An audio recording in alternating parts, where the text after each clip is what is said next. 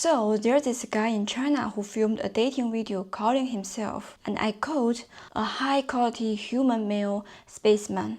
Slicked back hair, no frame glasses. The most intense stare you've ever seen. And within a month, he had A-list celebrities copying his poses, a 400,000 person live stream, and he turns out to be running a scam that cost people their life savings. So let's get into it. Okay, so first we meet this person, Xu Qinggen. He's 29, from Jiangsu, China. He introduces himself like this. 185 centimeters tall, 75 kilograms, works in finance, and his words, leadership qualities. He speaks English. He can offer women financial support regularly or occasionally, financial advice during the day, and at night, he says his physical fitness is excellent. He's just too modest to show off his muscles. So I need you to sit with that for a second because it gets so much weirder. So people online started asking, and ironically, is this guy an alien? Because the whole aesthetic is unhinged. Sneaked side parts, pale foundation, flush cheeks. Someone compared him to a paper funeral FG. Yeah. And I'm not joking, people said it to cure their glasses fetish and uniform fetish. Make of that what you will. That's not the end. He does a follow-up video, international edition of his meeting call. Hi there. It's my great pleasure to be here and introduce myself to you. My name's Xu Qinggen, and Xu is my family name, while Qinggen is my given name. I'm looking for a beautiful lady with a luxury and a busty body, and at the same time I also have a busty body as well. If you will, and this time he takes a selfie with his legs spread and knees bent at this bizarre angle. He captions it, cutting-edge male fashion pose. And instead of everyone clawing him, which they did, don't worry, people started copying the pose, even photoshopping business-type bones highs onto his body, and a hashtag with this pose racked up literally 3 billion views on Douyin, that is Chinese TikTok. And another 2 famous actresses did the pose. He commented on their pose in English, I love you, baby. I cannot make this up. So now the internet's obsessed and rumors start flying that guy went to Tsinghua, like the Chinese Ivy League, then got 2 master's degrees from Oxford and Princeton, that he's finance executive making 7 figures a month. 7. Rolls-Royce, private jet, and the whole fantasy. And his own post backs this up.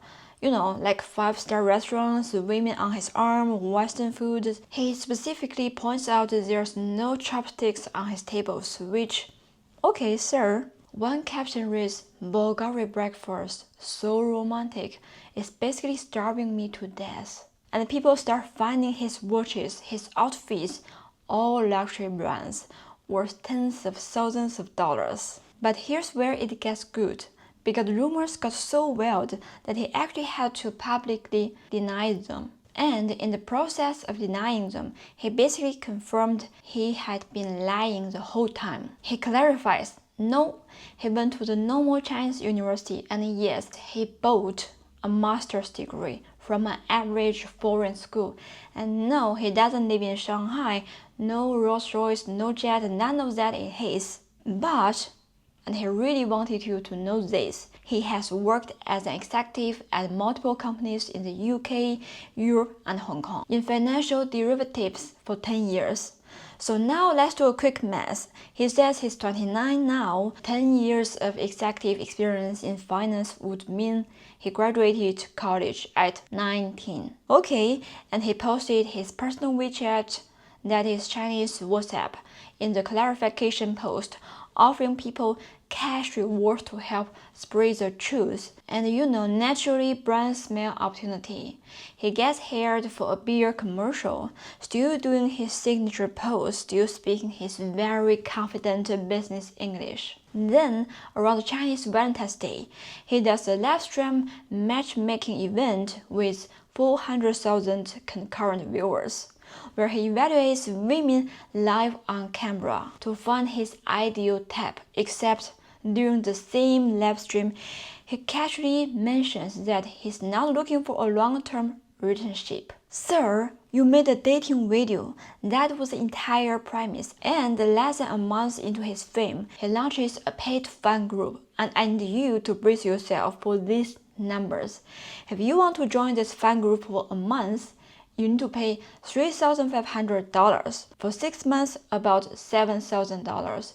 And 1 full year, you need to pay over $10,000. For access to what? Exactly. In his words, in the group, you would get global financial derivatives insight, market intelligence, and consulting services. But people immediately pointed out if this guy actually had access to insider-level financial information that good, why would he need to sell a discard group equivalent instead of just, trading with it and getting rich that way? And then the internet did what the internet does best. Forensic level investigation. Watch collectors identified his luxury watches as fakes. He denied it, said he would never wear a counterfeit, that he was raised to buy a cheaper real brand over a fake expensive one. Turns out the alcohol he was showing off wasn't top shelf either, just standard hotel bar stock. And his English widely mocked as painfully awkward business English. I'm looking for a beautiful lady with a luxury and a busty body, and at the same time I also have a busty body as well. Definitely not Oxford Princeton material. The journalist reached out for an interview, and his asking price? Roughly $35,000 for an interview. And through all of this, through every debunked lie, he still had a legion of female fans in the comments calling him husband. Genuinely unclear if they were being just, sarcastic or just really committed to the bit. And now here's the part where story stops being a joke. Screenshots leaked of his private messages to women, where he would open a conversation and immediately ask for body photos, framing it as biological need for periodic release. Openly stated he doesn't believe in marriage as an institution, that love is just a byproduct of sex. Then people dug up his old account. Before High Quality Mail, he went by Forex Manager Sue, same guy, different persona, promoting foreign exchange trading, claiming to be a regional manager for a real trading company, dropping a QR code for people to get exclusive trading discounts. That QR code led to a channel that got shut down in 2021 for unlicensed financial operations. And multiple people came forward saying they lost real money on this platform. One person invested roughly $110,000 and lost $108,000 of it. And another started small, made a bit of profit, got encouraged by the trading teacher to go bigger, put in about $70,000 and lost every cent. Some couldn't even withdraw their money and had to fill police reports. And investigators also found he had attended an international conference in the UK in 2017 under the title Chairman of Shanghai Capital Group.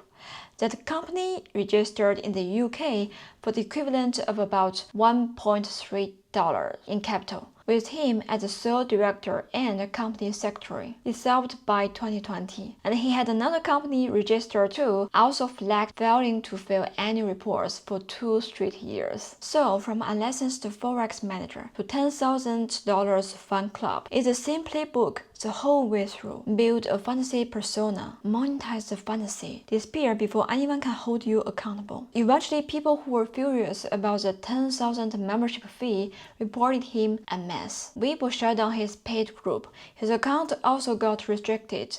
And just like that, the high-quality mail empire collapsed. State media even weighed in, warning that if a scheme like this succeeds even once, it opens the floodgates. Because the next guy will just go wilder, more shameless, more shocking, to chase the same reality. Which, honestly, is the internet in a nutshell, isn't it? We'll clone someone mercilessly, right up until the moment we start making them rich.